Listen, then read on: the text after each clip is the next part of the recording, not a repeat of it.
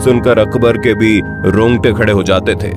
एक ऐसा राजा जिसका नाम सुनकर अकबर के सारे योद्धा कांपने लगते थे। और आज के वीडियो में हम आपको उसी महान शख्सियत के कुछ ऐसे किस्सों को सुनाएंगे जिसे सुनना हर एक हिंदुस्तानी के लिए जरूरी है। दोस्तों, महाराणा प्रताप के पिता का नाम राजा उदय सिंह था, जिनकी एक नहीं बल्कि 20 पत्नियां थी और 20 पत्नियों से उनके कुल 33 बच्चे हुए थे। और उन्हीं 33 बच्चों में से एक थे महाराणा प्रताप, जिनका जन्म 9 मई साल 1540 में राजस्थान के कुंभलगढ़ में हुआ। महाराणा प्रताप जब बहुत छोटे थे तभी से उनके अंदर ऐसे ऐसे गुण दिखाई देते थे जो कि एक महान राजा के अंदर होने चाहिए। सिर्फ दरबार के लोग ही नहीं बल्कि राज्य के लोग भी इस बात पर यकीन करने लगे कि जब महाराणा प्रताप बड़े होंगे तो वही उनके राजा बनेंगे। लेकिन किस्मत को कुछ और ही मंजूर था। महाराणा प्रताप के पिता उदय प्रताप सिंह ने अपनी पसंदीदा पत्नी की बातों में आकर महाराणा प्रताप के छोटे भाई जगमाल सिंह को वहां का राजा घोषित कर दिया। उदय प्रताप सिंह के द्वारा किया गया ये एक ऐसा काम था जिसे सुनकर पूरा राज्य दुखी हो गया। दोस्तों, राजा उदय सिंह जी की 20 पत्नियों में से एक थी रानी धीर भाई भटियाणी। धीर भाई उदय सिंह की सबसे पसंदीदा पत्नी थी और धीर भाई चाहती थी कि उनके बेटे जगमाल सिंह को मेवाड़ का राजा बनाया जाए। राजा उदय सिंह बिना कुछ सोचे समझे ही जगमाल सिंह को मेवाड़ का राजा बना दिए, जबकि वो इस योग्य था ही नहीं। ये बात साल 1572 की है, जब खराब सेहत की वजह से राजा उदय सिंह की मृत्यु हो गई। उनकी मृत्यु के बाद मेवाड़ के दरबारियों ने आपस में फैसला किया कि जगमाल को राजा के पद से हटाकर महाराणा प्रताप को वहां का राजा बना दिया जाए। जिसके बाद दरबारियों ने जगमाल सिंह को राजा के पद से हटाकर महाराणा प्रताप का राज्याभिषेक कर दिया। और यहीं से शुरू होती है मेवाड़ के इतिहास की एक अनोखी दास्तान। वहीं दूसरी तरफ उस वक्त भारत के अधिकतर हिस्सों में मुगल साम्राज्य का आतंक था। उस वक्त अकबर मुगल साम्राज्य के सम्राट हुआ करते थे।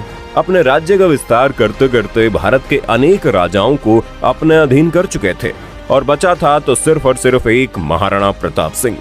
महाराणा प्रताप सिंह का जो मेवाड़ था वो किसी भी कीमत पर अकबर अपने कब्जे में लेना चाहता था, क्योंकि अकबर के व्यापार का जो रास्ता था वो मेवाड़ से ही होकर गुजरता था। यही वजह है कि अकबर एक एक करके अपने हर सेनापति को महाराणा प्रताप के पास भेजता था और महाराणा प्रताप को तरह तरह की लालच देते थे। यहाँ तक कि मेवाड़ को अपने कब्जे में लेने के लिए अकबर ने ये तक कह दिया कि चाहो तो आधा भारत अपने कब्जे में ले लो, लेकिन मुगल साम्राज्य के झंडे तले आकर काम करना होगा। महाराणा प्रताप हर बार अकबर के प्रस्ताव को ठुकराते रहे। आखिरकार अंत में परेशान होकर अकबर ने युद्ध करने की सोची। और ये बात है महाराणा प्रताप के राजा बनने के महज 3 साल बाद, यानी कि 1576 की, जब हल्दी घाटी के मैदान में एक तरफ अकबर की विशालकाय सेना मौजूद थी और दूसरी तरफ महाराणा प्रताप की सेना। आपको जानकर हैरानी होगी कि महाराणा प्रताप के पास अकबर की तुलना में आधे से भी कम सैनिक मौजूद थे। जहां अकबर की टोली में 80,000 से ज्यादा सैनिक मौजूद थे, वहीं दूसरी तरफ महाराणा प्रताप की टोली में महज 16,000 की संख्या में सैनिक थे। लेकिन इस युद्ध में महाराणा प्रताप की सेना ने अकबरी सेना का वो हाल किया जिसे सुनकर आज भी लोगों के रोंगटे खड़े हो जाते हैं। दरअसल इस युद्ध को हल्दी घाटी के मैदान में लड़ा गया था। ये एक ऐसा मैदान है जो अरावली की पहाड़ियों के बीच मौजूद थी। अरावली की पहाड़ियों में ऐसी ऐसी जगह मौजूद है जिसके बारे में अकबर की सेना को कुछ भी मालूम नहीं था, और महाराणा प्रताप की सेना अरावली के हर छोटी छोटी जगह के बारे में बहुत अच्छे से जानते थे। महाराणा प्रताप बड़ी चालाकी से अपनी सेना के हर छोटे छोटे टुकड़े को अरावली की पहाड़ियों में छुपा कर रखे थे, और इसी चाल की वजह से महाराणा प्रताप की छोटी सी सेना अकबर की विशालकाय सेना पर भारी पड़ गई।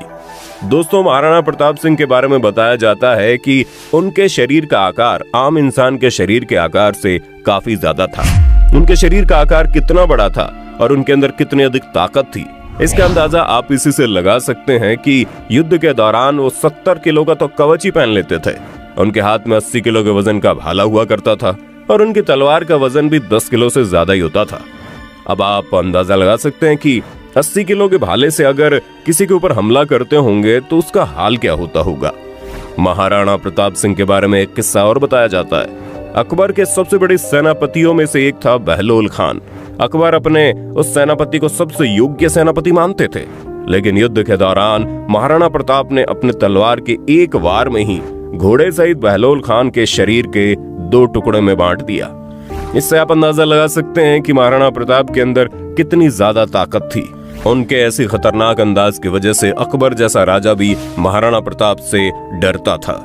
युद्ध के दौरान एक बार भी अकबर की हिम्मत इतनी नहीं हुई कि वो महाराणा प्रताप के सामना कर सके। खैर, ये तो हो गई महाराणा प्रताप की बात, लेकिन उनका घोड़ा चेतक भी किसी से कम नहीं था। कहा जाता है कि महाराणा प्रताप के घोड़े चेतक जैसा घोड़ा दोबारा कभी पैदा नहीं हुआ। उनका घोड़ा नीले रंग का था, जिसे अफगान से लाया गया था।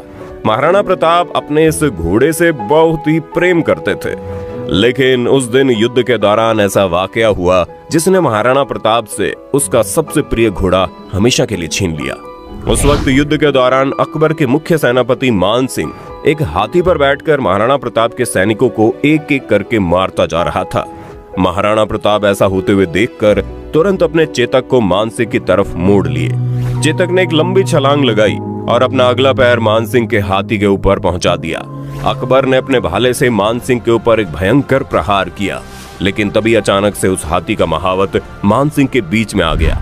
उस वक्त युद्ध के दौरान हाथियों की सूंड में तलवार बांध दिए जाते थे। हाथी ने जैसे ही अपनी सूंड को घुमाया, चेतक का अगला पैर कट गया। पैर कटने की वजह से चेतक बुरी तरह से घायल हो गया। अब उसके अंदर इतनी ताकत नहीं बची थी कि वो महाराणा प्रताप को संभाल सके।